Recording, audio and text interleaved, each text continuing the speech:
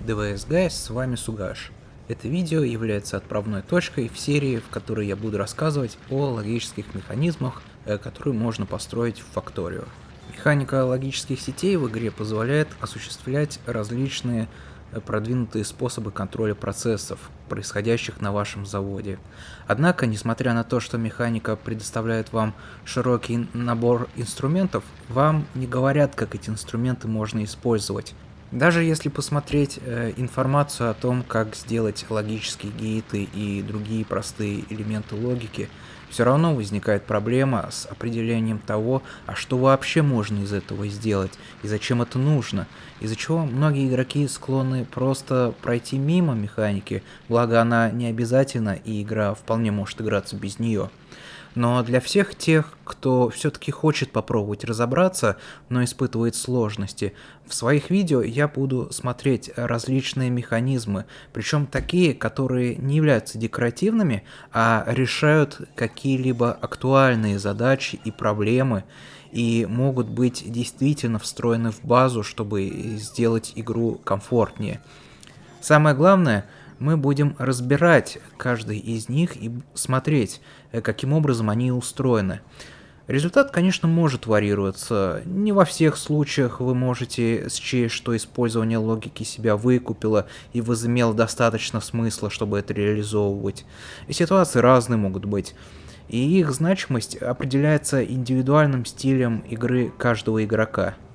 В любом случае, я надеюсь, что эти видео помогут кому-то из вас разобраться в комбинаторах и станут стимулом к придумыванию своих схем, а может и улучшению моих, потому что за идеальную оптимальность моих схем ручаться не буду, я сам не идеален и могу вполне в упор не замечать лучшего решения. В порядке нумерации я начну с азов и постепенно буду наращивать сложность, так что первые схемы, я надеюсь, будут доступны к пониманию любого, кто ни разу до этого даже не пробовал притронуться к цветным проводам. Итак, нефтепродукция является первым челленджем для новичков в игре. С ней вы начинаете активно оперировать жидкостной логистикой, но самое главное, вы впервые попадаете в ситуацию, где вместо получения одного продукта из такого-то набора компонентов, вы получаете сразу несколько разных продуктов. И вы должны их всех потреблять, потому что если трубы забьются одним из продуктов, и нефтезавод не сможет его выгружать, он остановит работу, и соответственно остальные продукты вы получать тоже не будете. У нас на вооружении есть рецепты перегона мазута в дизель и дизеля в попутный газ. Сразу забегу вперед, игра сбалансирована так, что в основном вы будете потреблять попутного газа больше всего.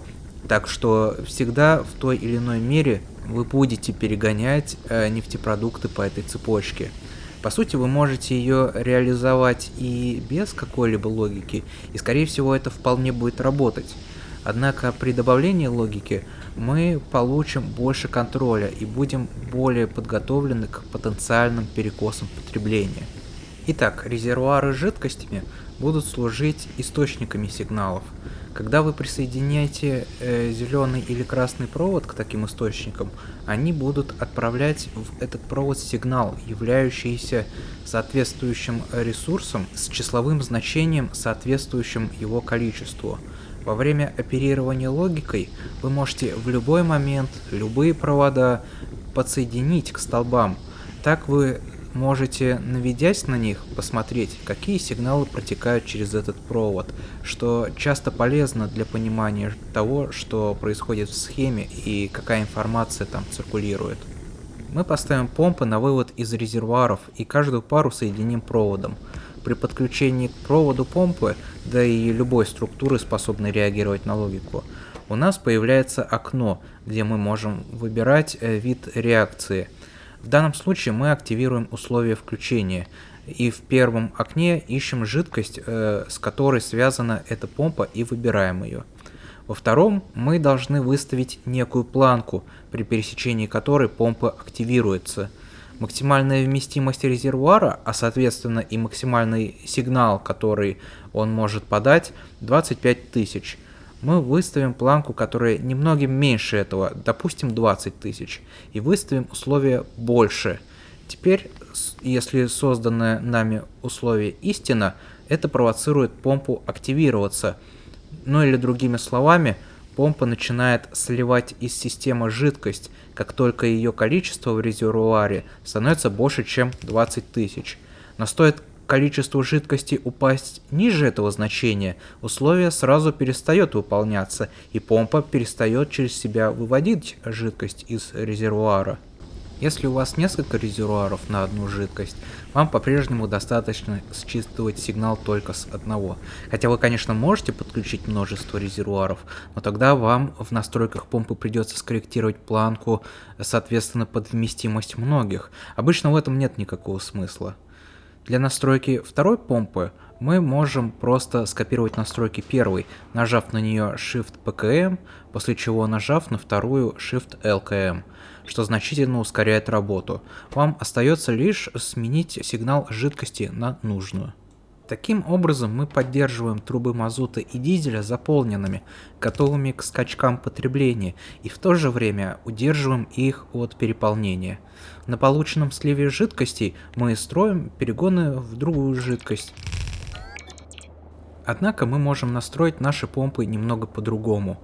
В условиях включения мы можем выбрать категорию сигналов любой, и таким образом любой поступающий на помпу сигнал, который выполнит условие, спровоцирует ее включение. Использование такого варианта настройки удобно для оформления схемы в чертеж. Вы получаете универсальный для размещения чертеж, который будет работать на любую жидкость. Но вообще говоря о помпах, в рамках механики игры они являются своего рода воротами, разделяющими сеть труб на сектора. Иногда вы можете оказаться вынуждены это сделать. Например, игра имеет ограничения по тому, насколько длинным может быть сектор, так что в случае очень длинной трубы вам придется ее поделить на сектора помпами. Однако при отсутствии таких особенностей, в основном, чем меньше делений на сектора, тем проще система. Поэтому если вы считаете, что добавлять отдельный сектор, предназначенный для слива, ни к чему, мы можем здесь обойтись и без этого, и при этом получить такой же результат. Для этого мы уберем помпы и присоединим химзаводы перегона напрямую, но при этом мы будем контролировать сами химзаводы.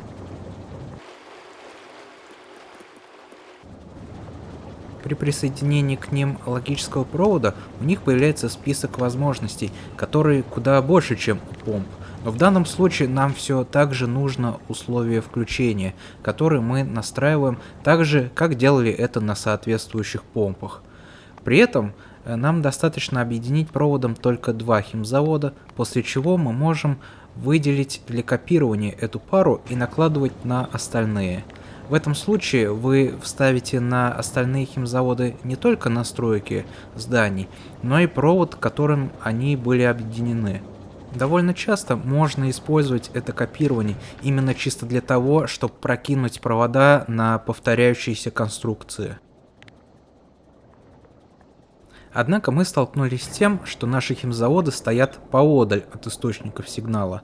В таких случаях вы можете вполне спокойно объединять несколько источников сигнала проводом и тянуть один провод, в котором циркулируют разные сигналы, предназначенные для разных целей. Даже несмотря на то, что теперь на химзавод попадает не только необходимый для его работы сигнал, но и чужой, который ему не нужен, он все равно будет работать исправно, так как он наблюдает только за сигналом, выставленным в его условиях, а любые другие, проходящие по присоединенному проводу, он будет игнорировать. Однако здесь мы, к слову, уже не можем использовать категорию «любой», так как после объединения источников сигнала одним проводом, теперь есть риск того, что химзавод среагирует на чужой сигнал. То есть преимущество использования именно категории сигналов в том, что оно дает вашим схемам больше универсальности, однако цена этому такова, что вы должны удостовериться, что схема не будет ломаться от посторонних сигналов. Теперь рассмотрим сценарий, когда мы переключаем электростанцию на питание от нефтепродукции. Твердое топливо обладает в разы большей теплоемкостью, чем уголь, так что перескочить на нефтянку в мидгейме довольно комфортный мув, почти не требующий существенной перестройки. Дизель в этом плане самый выгодный из нефтепродуктов, его требуется вдвое меньше для создания единицы твердого топлива.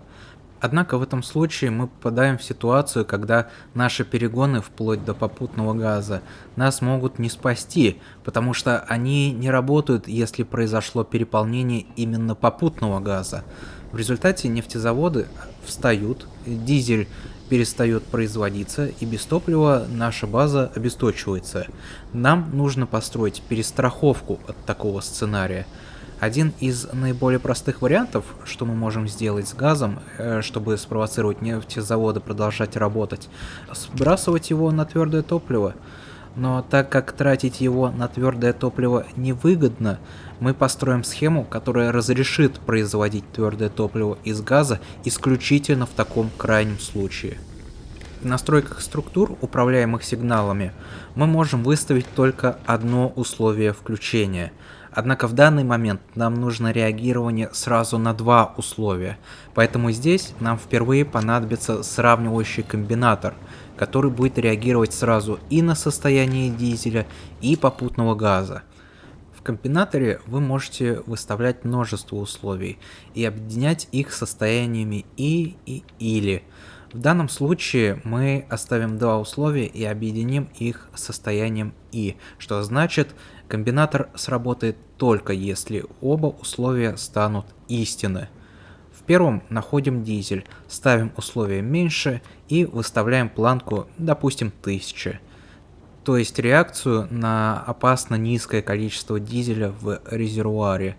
Во втором условии находим попутный газ и наоборот ставим больше и планку, где резервуар близок к переполнению, допустим 23 тысячи. На выводе мы можем выбрать как пропускание сигналов, пришедших на вход, так и создание комбинатором нового сигнала. Нам сейчас нужно создание нового. Выбираем любую понравившуюся иконку и соединяем вывод из комбинатора с производством твердого топлива из попутного газа. В настройках производства выставляем реакцию на присутствие выбранного сигнала. Удостоверьтесь, что топливо, создаваемое из попутного газа, употребляется первым приоритетом, потому что если окажется, что оно у вас топорится, это может провоцировать нефтезаводы снова забиваться и тормозить до тех пор, пока вывод не разгрузится, приводя к скачкообразной работе. Чтобы извещать себя о возможных проблемах на базе, вы можете использовать динамик и выставить его включение, в данном случае на условие низкого количества дизеля. Для таких важных вещей, как и потенциальное обесточивание, лучше сделать его глобальным, чтобы вы слышали, где бы вы ни были. Можно выставить любой звук по вкусу или вообще обойтись без него, а вместо этого выбрать иконку, которая будет мигать наравне с остальными тревогами. Вообще, что касаемо логики, при должной креативности многие схемы можно реализовать множеством разных путей. Даже здесь, где, казалось бы, мы использовали всего один комбинатор за видео, можно пойти другим путем. Вместо него мы можем в производстве твердого топлива из попутного газа выставить условия, где попутный газ больше дизеля. Звучит странно, но я добавлю постоянный комбинатор и присоединю его проводом другого цвета, чтобы этот провод воздействовал только здесь, и его сигнал не отправился на остальные структуры. В комбинаторе я выставлю попутный газ со значением минус 23 тысячи, который теперь поступает в химзавод. Теперь он получает одновременно один и тот же вид сигнала, но с разными значениями с разных проводов. Когда это происходит, сигналы складываются, то есть в мозгах химзавода попутный газ имеет негативное количество всегда, кроме как если резервуар будет им заполнен выше 23 тысяч. В таком случае химзавод будет воспринимать его количество как немногим выше нуля, максимум пару тысяч. И если при столь небольшом значении условие вдруг окажется истинным, то это лишь значит, что в резервуаре дизеля реально мало. То есть мы снова возвращаемся к ситуации, когда попутного газа много, дизеля мало, и это разрешает химзаводу производить твердое топливо из попутного газа. Причем этот вариант работы можно настроить и противоположным образом, выставив вместо попутного газа с негативным значением дизель с таким же положительным значением. Собственно, информации, по которой я прошелся в этом видео, вполне достаточно для комфортного вхождения в нефтепродукцию в базовой игре. На этом все. Если есть вопросы или замечания, пишите в комментариях.